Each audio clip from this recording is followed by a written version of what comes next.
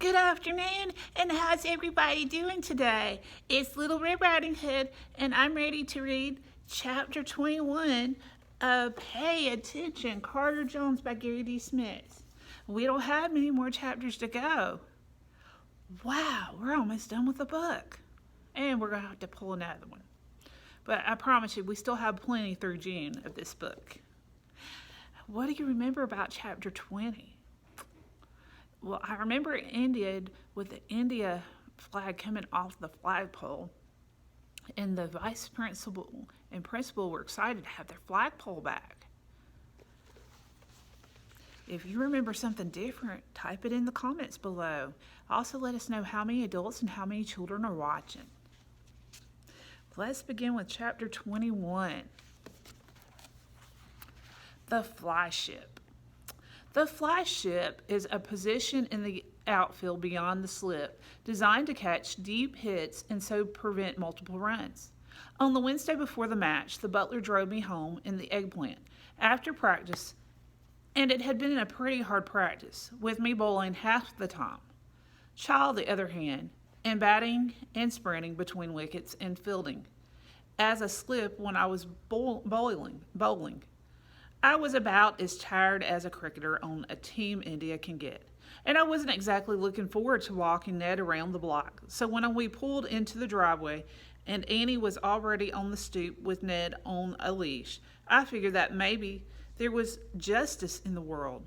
Do you think Annie's going to want Ned for Carter, or do you think he's still going to have to? Put that in the comment. But the butler didn't agree. "Young Master Carter will escort Ned," said the butler when we got out. "I don't mind," said Annie. I looked at the butler. "It's okay," I said. "I can walk him," said Annie. "She can walk him," I said. "In general, Miss Anne, young ladies do not." Annie put her hands on her hips, and she gave that look, no kidding. "We're in America, Mr. Bowles Fitzpatrick." He looked at her. He looked at me. He looked at her again. "So we are," he said, finally. "We shall accompany you." Which wasn't exactly what I wanted to do, but we did.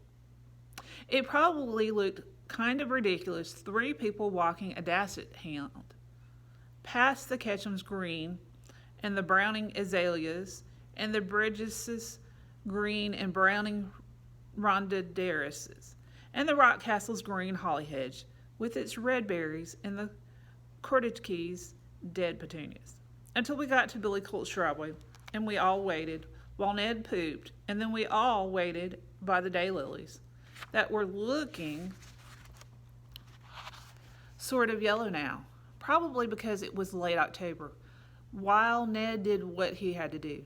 And while Ned was doing what he had to do, Annie looked at me and said, "Daddy isn't coming home, is he?" I thought I was going to throw up, like a Dasset hound. "Did Mom talk to you about it?" I said. "Is he?" She said. "You should talk to Mom," I said.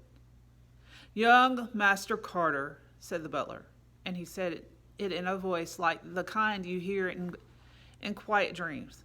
"Miss Annie is asking her older brother a question." I looked at the butler. "Blabber." "She is asking her older brother to tell her the truth," he said.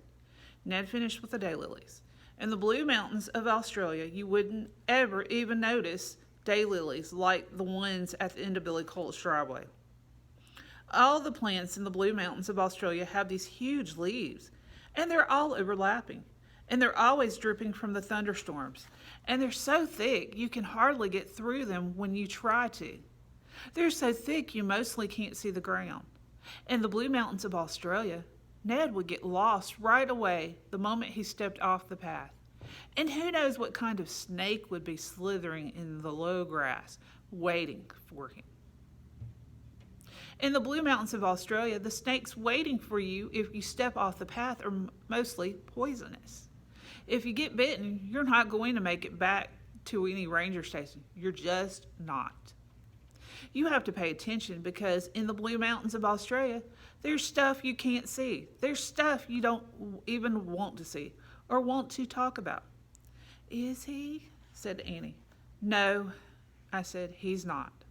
The butler took Ned's leash from Annie, and Annie put her arms around me, and she put her head against my chest, and she cried, and cried. We stood there a long time.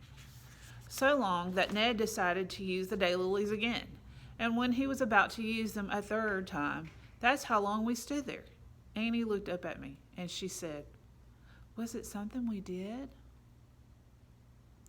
I looked at the butler. Miss Anne wants you to tell her the truth, he said. I held Annie's head against me, and I said, Not something you did. Then we all walked back. Once home, the butler told me to get cleaned up, and I stood under the shower that pelted me like an Australian tropical thunderstorm. And when I came downstairs again, Annie and Charlie and Emily and my mother were on the couch together, and they were all crying. I sat next to them. It was sort of crowded, and Emily did something she hadn't done for a long time. She climbed onto my lap and put her arms around my neck and hung on like everything in the world, the whole world depended on it. I didn't think she was ever going to let go. And you know what? I didn't think I was ever going to let go either. That night, my mom suggested pizza for supper, even though the butler said, Madam, permit me to protest. Let's make it easy this one time, my mother said. He looked at her. Pizza is Italian, he said. The children all like it, she said. Have you ever eaten pizza? I asked. Perhaps you misheard my recent ethnic identification, young Master Carter. Pizza is Italian, said the butler. So that's being objective in order to discern and express truth. There are limits to all dictate, said the butler.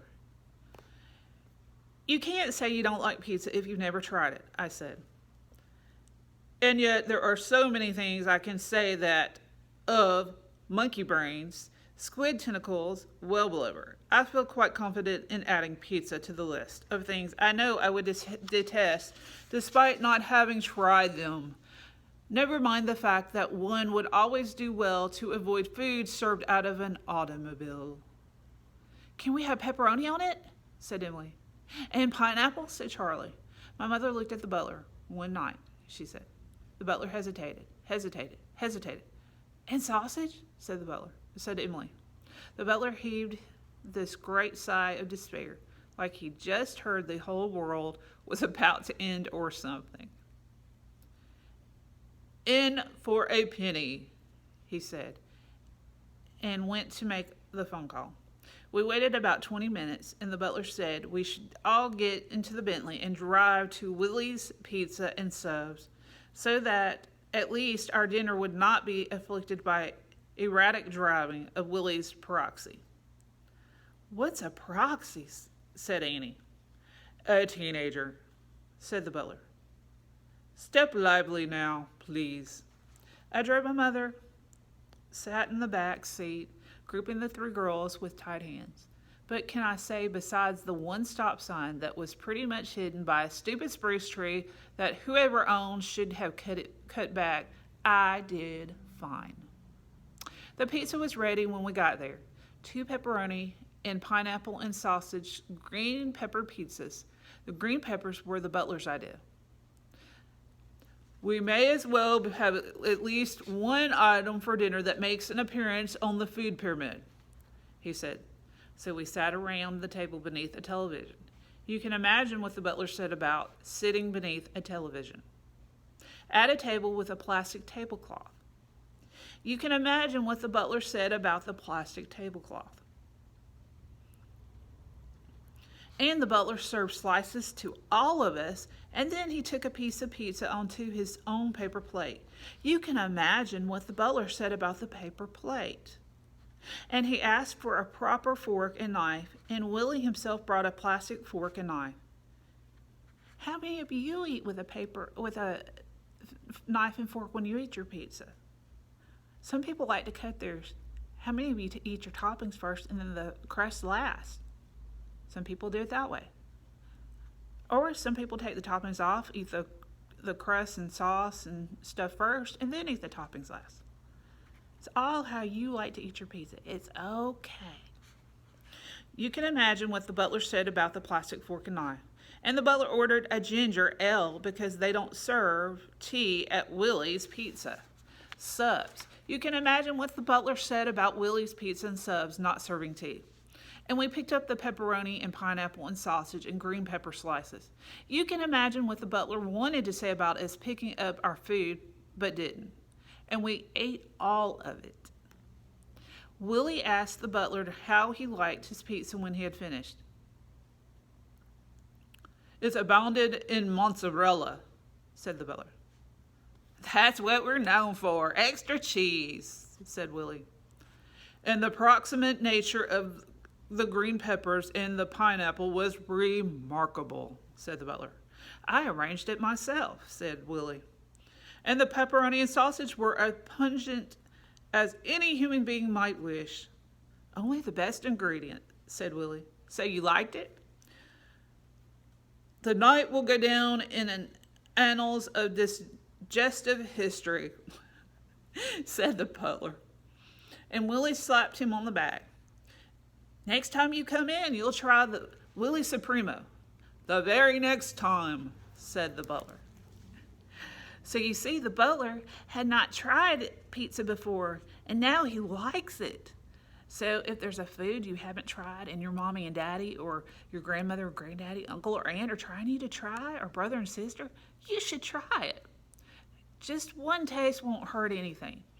And then you can say, "I don't like it," and mark it off your list of things to try. Have any of you tried any escargot? Those are snails. And if they're cooked right, they are yummy. And some people like to eat crabs and lobster and other stuff.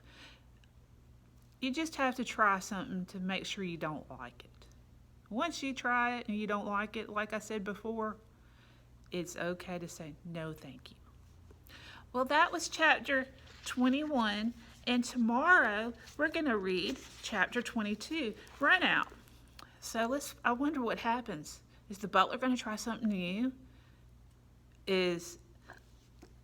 When is mom going to finally tell the kids that their dad's not returned? And that's Pay Attention, Carter Jones by Gary D. Schmidt.